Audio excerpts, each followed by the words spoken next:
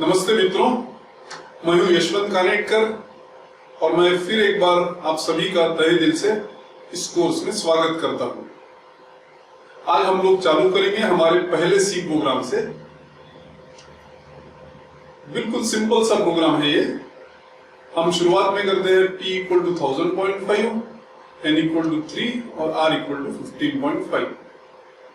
और जैसे ही मैं लिखूंगा SI equal to P into N into R slash 100, आपकी बात बिल्कुल समझ में आ जाएगी कि मैं सिंपल इंटरेस्ट कैलकुलेट करने की कोशिश कर रहा हूं। जब भी आप कोई वेरिएबल यूज करते हैं तो हमें पता है कि उसका टाइप देना बहुत जरूरी है। इसलिए शुरुआत में हम लोग देंगे फ्लोट P। उसी लाइन में R और SI भी मैं डिफाइन कर सकता हूं। ये तीनों में मैं रियल नंबर स्टोर करने वाला हूं, इसलिए इनको फ्लोट डिक्लेयर किया।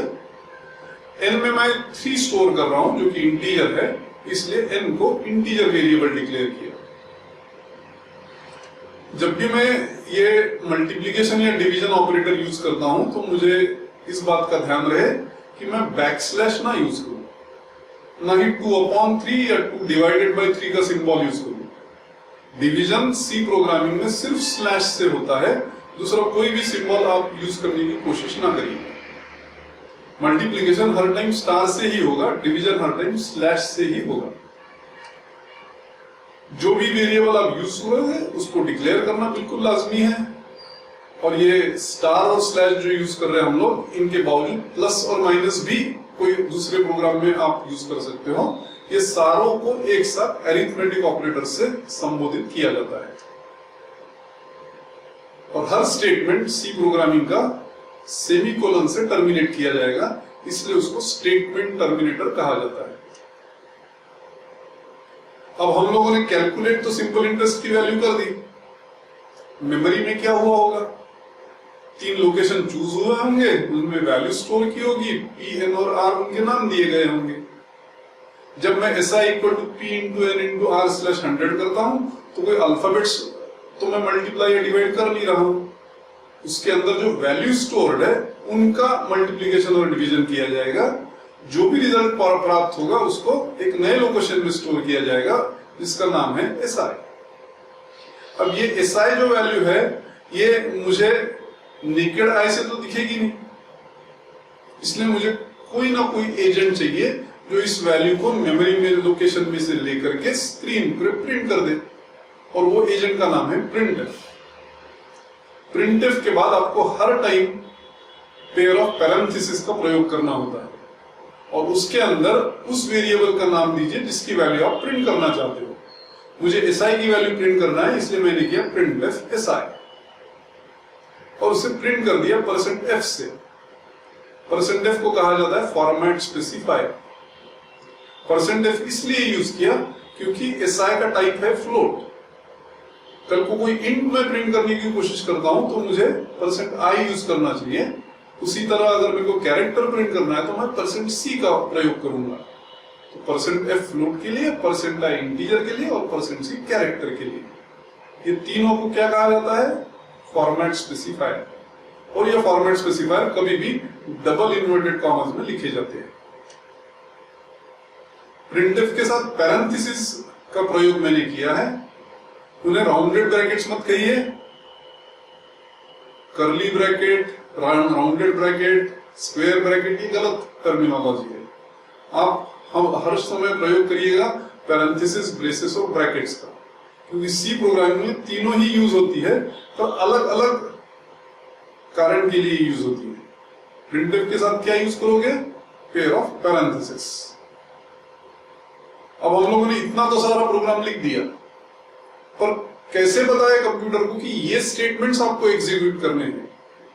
ये बताने के लिए डेनिस रिची साहब ने कहा कि आप इनको नाम दे दीजिए, कलेक्टिव नाम, जिसका नाम है मेन। मेन जो है ये फंक्शन है। फंक्शन इसलिए है क्योंकि उसके बाद पेयर ऑफ पैरेंथेसिस है। जब भी कोई वर्ड के साथ पेयर ऑफ पैरेंथेसिस जुड़ता है वो फंक्शन बन जाता है। इसलिए प्रिंटफ भी एक फंक्शन है, मेन भी एक फंक्शन ही है। अब मेन के अंदर कितनी सारी स्टेटमेंट्स है ये बताने के लिए आपको स्कोप डिलिमिटर्स यूज करना होता है, जो कि है पेयर ऑफ ब्रेसेस। जो भी ब्रेसेस के अंदर टाइप करोगे उसको टैब से राइट में ले जाइए ताकि आपके प्रोग्राम की रीडेबिलिटी अच्छी रहे। उसके बाद हम लोगों ने इंट मेन किया है। ये इंट का मतलब है कि कौन से टाइप की वैल्यू मेन रिटर्न कर रहा है। मेन कभी भी इंटीजर ही वैल्यू रिटर्न करता है, इसलिए हर टाइम आपको इंट मेन ही लिखना है। कुछ किताबों में आप देखोगे कि वॉइड मेन का भी प्रयोग किया है, वो पुराना तरीका हो गया, वो अभी नॉन स्टैंडर्ड है। आपने वॉइड मेन का प्रयोग कभी भी नहीं करना चाहिए, आपने हर टाइम इंट मेन ही करना चाहिए। और मेन ये इंट रिटर्न कर रहा है, इसलिए आखिर में आपको लिखना है रिटर्न 0। तो 0 का मतलब है सक्सेस। रिटर्न 0 के ऊपर जितनी स्टेटमेंट्स है सारी ही सक्सेसफुली एग्जीक्यूट हुई, इसलिए आखिर में हम लोगों ने रिटर्न 0 किया हुआ है।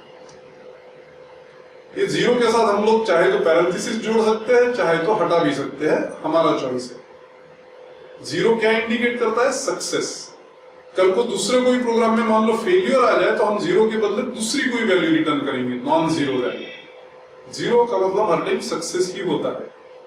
और ये रिटर्न 0 ऑप्शनल भी है, अगर आप नहीं भी लिखोगे तो चलेगा, पर एक अच्छी आदत डालने के लिए मैं बता रहा हूं आपको कि हर टाइम मेन को रिटर्न 0 से ही खत्म करिए।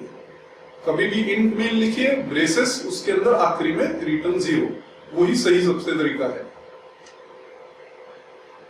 और ये printf को काम करने के लिए हमको #include stdio.h का यूज करना भी बिल्कुल जरूरी है। ये यूज नहीं करोगे तो printf नहीं चलेगा। और जब भी आप प्रोग्राम लिखते हो तो आदत डाल दीजिए कि शुरुआत में आप एक /*/ कॉम्बिनेशन के अंदर एक कमेंट लिखिए, जो कि इंडिकेट करेगा कि प्रोग्राम का पर्पस क्या है, किस लिए बना हुआ है। इसलिए हम लोगों ने इस प्रोग्राम में कमेंट लिखा है कैलकुलेशन ऑफ सिंपल इंटरेस्ट। एक कमेंट्स के बारे में 2-3 चीजें आपको बता दूं। कभी भी कितने भी प्रकार के कमेंट्स आप यूज कर सकते हो। स्टेटमेंट के बाद में कमेंट लिख सकते हो, स्टेटमेंट के पहले कमेंट लिख सकते हो, दोनों सही है। आप चाहे तो मल्टी लाइन कमेंट्स भी लिख सकते हो, जिसमें आप पर्पस दोगे प्रोग्राम का, कौन ऑथर है वो दोगे, कौन से डेट पे लिखा है वो भी दे सकते हो। /* पहले लाइन में लिखिए, // आखिरी लाइन के आखिर में लिखिए।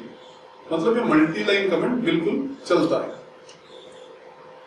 जो चलता नहीं है वो है नेस्टेड कमेंट, मतलब एक कमेंट के अंदर दूसरा कमेंट का प्रयोग ना करें। वो अगर करोगे तो ये गलत माना जाएगा। तो इस प्रकार हम लोगों ने पहला प्रोग्राम बनाया है सी का। बिल्कुल सिंपल सा प्रोग्राम था, पर मेरे ख्याल से बेसिक रूल्स मैंने आपको समझा दिए। इन्हीं रूल्स को फॉलो करके हम लोग आगे चल के कई सारे प्रोग्राम लिखने की मनीषा रखते हैं। धन्यवाद।